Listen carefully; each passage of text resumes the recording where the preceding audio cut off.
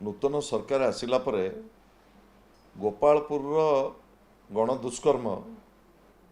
सारा विश्व को आलोड़ित करथिला एवं ट्रम्प प्रशासन गोटे एडवाइजरी देइथिले ओडिशा आ पर्यटकों पर सुरक्षित नुह एभली घटना सारा भारत वर्ष में ओडिशा निंदित होइथिला एवं आज आपण देखुचंती क्रमागत भाव में सारा राज्य में आईन श्रृंखला गोटे चरम अधोगति अवस्था पहुँची एवं यही 2-4 मास भितर गंजाम जिले में 12 ऊर्ध सेठी अपराधिक मामला रे लोक मृत्युवरण करछंती एवं विशेषकर गला काली गिरी रोड रे बीच बाजार उपरे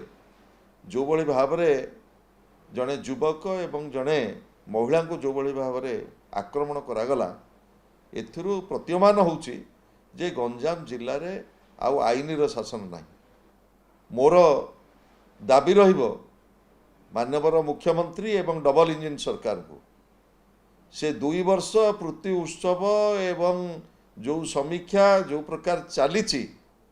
सेतुरु क्षांत रही ओडिशा रे एई भली आईन श्रृंखलार जो चरम अधोगति होती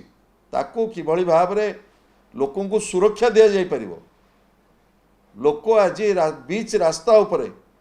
कणास ठू आरंभ करी बालियंता ठू आरंभ करी भुवनेश्वर ठू आरंभ करी संबलपुर बरगढ़ बालेश्वर सबुआड़े आज जो भली भाव में हिंसा नाबालिका को दुष्कर्म एवं पर्यटन स्थली जो सुरक्षा नहीं जो प्रश्न उठी ये समस्त कथा को नहीं माननीय मुख्यमंत्री किभली भाव में पुलिस